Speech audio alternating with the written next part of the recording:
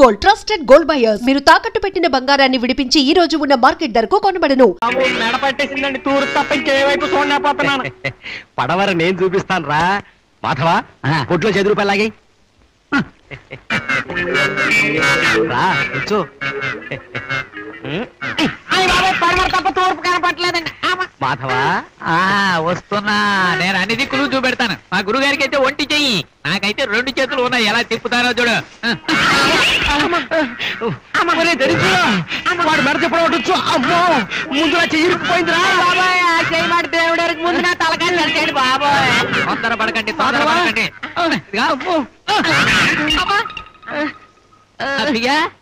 అసలు ఇంత భయంకరంగా నీ మెడ ఎలా పెరిగిపోయిందిరా?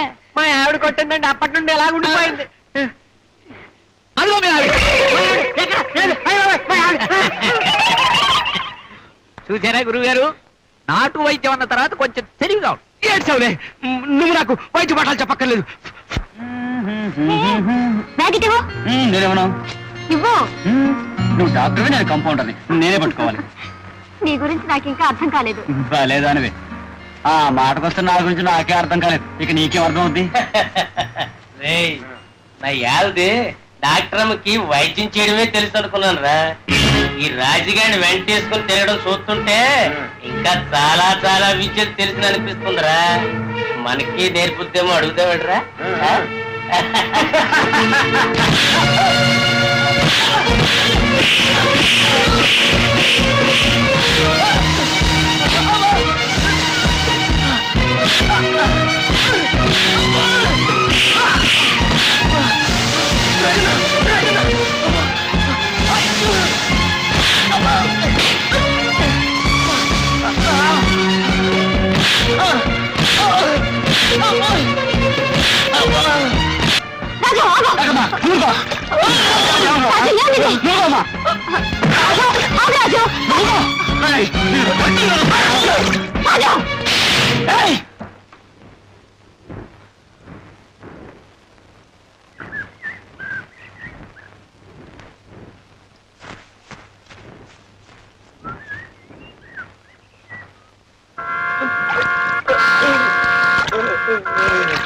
రాజు, మనల్ని చూసి మరొకరు భయపడేటట్టుంటే మనకి మృగానికి తేడా ఏముంది?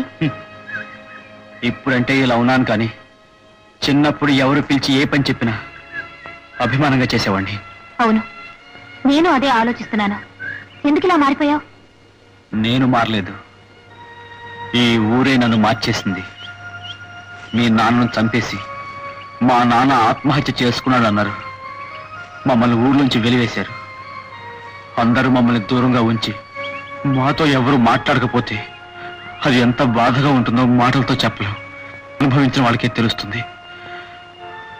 ఒక రోజున అమ్మా అమ్మా అమ్మా అమ్మా మాట్లాడటమ్మా, అమ్మా ఏమైందమ్మా?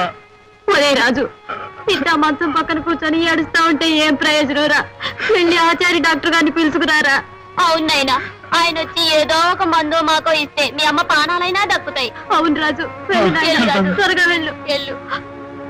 నారాయణ సారినామధేశ్య ధర్మపత్ని సమేత సహస్రనామ పూజాం కరిష్యే. అయ్యా ఆచార్య గారు, తమకు బిడ్డలు పుట్టాలనే తమ మనసులోని కోరిక భక్తితో భగవంతుడికి విన్నవించుకోండి. ఓం నమస్తోమాయ రుద్రాయ నీ చేత దండం పెడతాను. మా అమ్మ చావబోతుందయ్యా, మీరు వెంటనే వచ్చి మమ్మల్ని బతికించండి బాబు. ఏ వేళ పాడలేదా వైద్యానికి? పవిత్రమైన భగవంతుడు పూజ జరిపించడం మానేసి మధ్యలో రావాలంటావా? బాబు అలా మాట్లాడకండి అయ్యా, మీ చేతే దండం పెడతాను. మమ్మల్ని నాకు తగ్గించండి బాబు. బాబు కట్టుబట్టలతో పవిత్రమైన పూజ చేసుకుంటాను, నన్ను ముట్టుకుంటావరా? ఏమయ్యా పూజారి, ఊళ్ళోంచి వెలేసిన వెధవ గుళ్ళోకి వచ్చి నిలబడితే గుడ్లప్పకి చాలా చూస్తావే. నా మీద ఆగ్రహించకండి బాబు, ఈ వెధవని ఇప్పుడే బయటికి పంపించేస్తాను. ఒరేలో బయటికి పో. బాబు మమ్మల్ని నాకు తగ్గించండి బాబు. పెద్ద పెద్ద మాట్లాడతావా? దండం పెడతాను, మమ్మల్ని నాకు తగ్గించండి బాబు. గజానన పద్మాకం గజానన మహానిత్యం అనేకదంత భక్తానం ఏకదంతం పస్మహే మనోవాంఛ సిద్ధిరస్తు. ఇదిగో నమ్మ ప్రసాదం. వెళ్ళొస్తాం పూజారి గారు. ఈశ్వర కటాక్ష.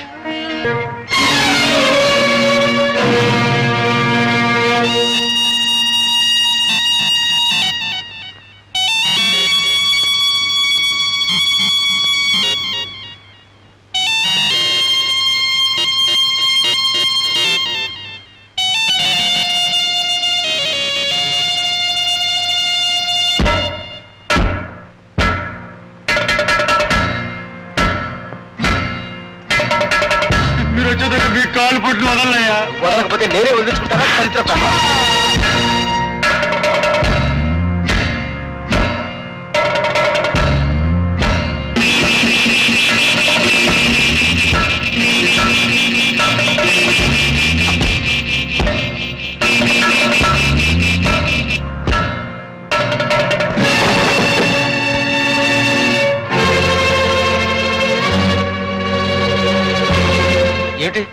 ఏమిటిది చేతిలో కత్తిపుచ్చుకొచ్చావుట? ఈ చెయ్యే కదూ మా అమ్మకు వైద్యం చేయనంది. ఈ చేతితో ఇంకెవ్వరికి వైద్యం చేయకూడదురా.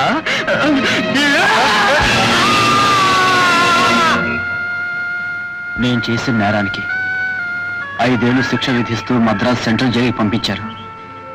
ఆ శిక్ష అనుభవించిన నాకు వేరే ఏ ప్రదేశం ఏ మనిషి తెలియకపోవడం వల్ల తెలుసున్న ఏ ఊరికే బయలుదేరాను. ఊళ్ళో వాళ్ళు నన్ను తిడతారో కొడతారో, మళ్ళీ ఊళ్ళో నుంచి తరివేస్తారేమోనన్న భయంతోనే ఈ ఊరు దగ్గరికి వచ్చాను. ఒరే నించున్నాడు రంగన్న కొడుకు రాజనగాడు అనుకుంటాను. కత్తి నెమ్మదిగా మాట్లాడరా బాబు, గాడి గీడి అంటే నీ మీద పడగలడు. చూస్తున్నాడా ఎంత పాపంగా చూస్తున్నాడు? మనం వెళ్ళటానికి దారెత్తాడో లేదో. బండి వెనక్కిపోని, లేకపోతే కాలు చేయి నరికేస్తాడు.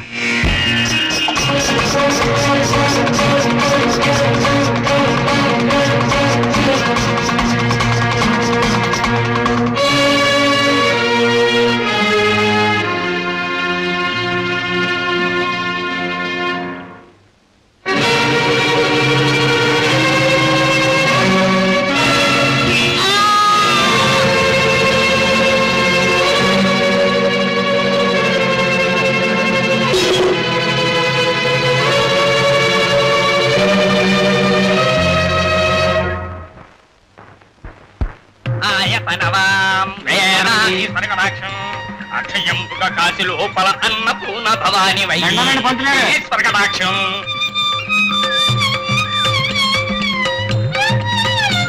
సాక్షి గణపతి కన్న తల్లి సత్నావతి సాంభవి. నమస్కారం రాజన్న.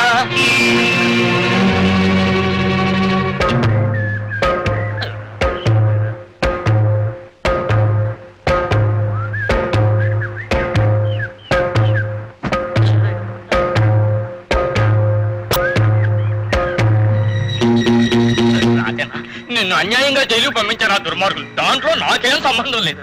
నన్ను నమ్మరాజన్న బాబు. బీడీ వెలిగించిన ఈ అగ్గి పొలం మంటకే గౌరవం ఇచ్చి నన్ను దేవుడి కంటే గొప్పవాణి చేశారు ఈ ఊరి మనుషులు. నేను ఎవరిని భయపడమని అడగలేదు, కానీ ఎందుకో నన్ను చూసి భయపడేవాడు. నేను ఎవరిని మర్యాద ఇమ్మని అడగలేదు, కానీ అందరూ నాకు మర్యాద ఇస్తున్నారు. ఒకప్పుడు ఒరే రాజుగా అని కేకేసేవాళ్ళు ఇప్పుడు అన్నా రాజన్న అని పిలవడం ప్రారంభించారు. అప్పుడు నాకు అర్థమైంది, మనం తల వంచితే ఈ లోకం మన తల మీద తన కాళ్ళతో తొక్కుతుంది. మనం తలెత్తి నిలబడితే మన ముందు తన తల ఉంచుకుంటుంది. ఆ తర్వాత ఈ ఊళ్ళో ఎవరు ఏ నేరం చేసినా ఏ అన్యాయం చేసినా పంచాయతీకి వెళ్ళేవారు కాదు, నా దగ్గరికి వచ్చేవాళ్ళు. నాకు నేరస్తుని తెలిసిన ప్రతి మనిషిని కొడితే ఎవరికి కూడా ఎందుకు కొట్టేవో నోరు తెరిచి అడిగే ధైర్యం లేకపోయింది. ఆ విధంగా ఈ ఊరికి నేను తిరుగులేని మొనగాడయ్యాను. ఈ ఊరు తనకు తానుగా నాకు మర్యాద ఇస్తుంటే నేనెందుకు కదనాలి? చాలా విచిత్రంగా ఉంది రాజు నువ్వు చెప్పింది వింటే. రాణి, ఏది ఏమైనా ఒక్క మాట మాత్రం లేదు. మీ నాన్నగారిని మా నాన్నగారు చంపలేదు. ఒక మనిషి ప్రాణం తీసేంత రాక్షస కుటుంబం కాదు మాది. నాకు తెలుసు రాజు, మా నాన్నని మీ నాన్న చంపలేదు, మరో మనిషి చంపాడు. మరో మనిషి? ఎవరతను? చెప్పురాని, ఎవరతను? చెప్పురాని, ఎవరు ఎవరో మనిషి? చెప్పడానికి నేను ఆ మనిషిని సరిగ్గా చూడలేదు. అంటే ఆ రాత్రి చీకట్లో ఆ హంతకుడు మా నాన్నని హత్య చేస్తున్నప్పుడు నేనది చూసి భయంతో పరిగెత్తాను. ఆ హంతకుడు నన్ను చంపాలని నా వెంట పడ్డాడు. పారిపోతున్న నన్ను మీ నాన్న రంగన్న కాపాడి ఈ ఊరు దాటవేశాడు. అంటే ఆ మనిషి చట్టానికి దొరకకుండా ఈ ఊళ్ళోనే తిరుగుతుండాలి. ఆ మనిషిని ఏదో ఒక రోజున పట్టుకుంటాను. మీ నాన్నను హత్య చేసి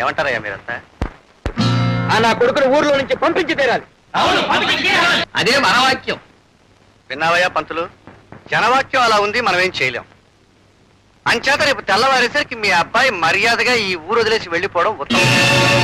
వాడు వెళ్ళడు. ఎటువంటి పరిస్థితుల్లో ఆ కుర్రోడు ఈ ఊరు విడిచాడు. రే రాజన్న, పాడితే మెడకాయ మీద తలకాయ నేల రాలిపోద్ది. ఏయ్, ఎవరి మెడ మీద తలక ఎప్పుడు రాలాలో అప్పుడే రాలుతుంది. నేను చెప్పేది వినండి. తప్పు జరిగిందని పంచాయతీ పెట్టి ఆ కుర్రవాడిని తీసుకొచ్చారు. అయితే ఆ తప్పు చేసింది వాడు ఒకడే కాదుగా, జమీందారు గారి అమ్మాయికి కూడా ఈ తప్పులో భాగం ఉంది. కనుక ఆ పిల్లను కూడా తీసుకొచ్చి ఈ పంచాయతీలో నిలబెట్టి ఆ పైన తిరిగి చెప్పండి. ఏమిటి?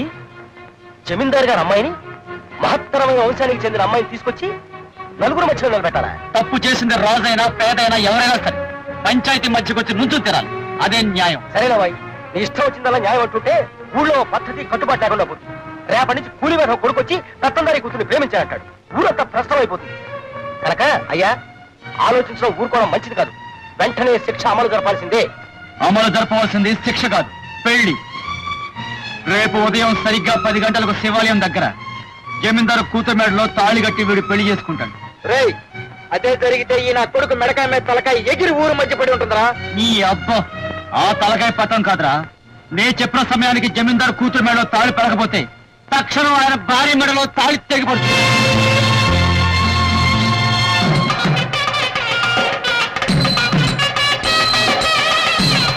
రాజన్న, పూజారి గారు పెళ్లి జరిపించడానికి రానంటున్నారు. రానన్నాడా? ఎక్కడు?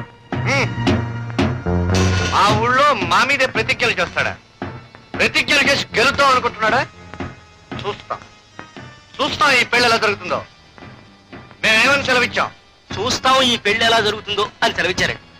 కానీ పెళ్లి చూడాలంటే గుడి దగ్గరికి వెళ్ళాలి కదండి. రేయ్, పిచ్చి కొత్తలు కూర్చావంటే ముందు నీ మెడకాయ మీద తలకాయ లేచిపోద్ది. ఈ పెళ్లి జరిగిందంటే ఈ ఊళ్ళో సగం మంది మెడకాయల మీద తలకాయలు లేచిపోతాయి. ఏమనుకుంటున్నావు? నీకు దండం పెడతాను. నన్ను నీకు ఉపయోగించకయ్యా. నేను దగ్గరుండి పెళ్లి జరిపించానని తెలిస్తే ఆ జమీందారు నా చర్మం వలిచి చెప్పులు కుట్టించుకుంటాడు. నన్ను వదిలేనాయనా, నన్ను వదిలే. జమీందారు ఆ పని చేస్తాడో లేదో నాకు తెలియదు గాని నేను చెప్పినట్టు చేయకపోతే ఇప్పుడే ఆ పని నేను చేస్తాను. ఈశ్వర, నాకెందుకయ్యా ఈ శిక్ష? వెళ్ళు. రాజన్న, నారాయణ, నారాయణ.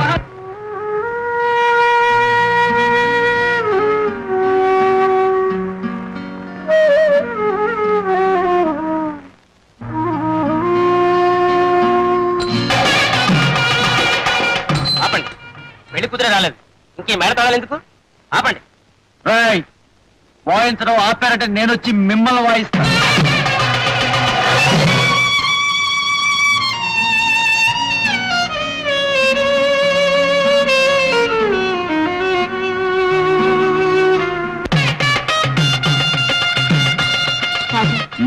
ముహూర్తం దగ్గర పడింది. ఇక అమ్మాయి రాదేమో. ఆ అమ్మాయి వచ్చి తీరాలి. వచ్చి రాజనా, అమ్మాయి రాదు. జమీందారు గారి ఇంటి చుట్టూ కాపలా పెట్టారు. రాదా? ఎక్కడ నా కత్తి?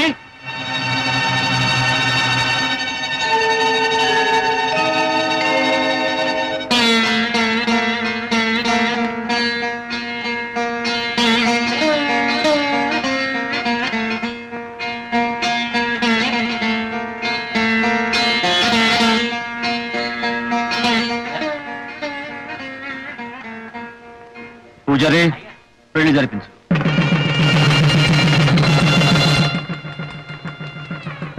ఏమిటి మేళ వినపడుతుంది? ఏం జరుగుతున్నట్టు? పెళ్ళైన వాడివి మేళ వినపడుతుంటే ఏం జరుగుతుందో తెలీదా? 3 ముళ్ళు వేస్తున్నట్టు. అది తెలుసులేవయ్యా. పెళ్లి కూతురు లేకుండా 3 ముళ్ళు ఎవరికేస్తున్నట్టా అని. ఏ మేక పిల్లకు, కోడి పిల్లకు, రాయికో, రప్పకో వేస్తున్నాడేమో. అయ్యారు అక్కడ పంతులు గారు అబ్బాయి అమ్మాయి గారి మెడలో 3 ముళ్ళు వేసేసాడు.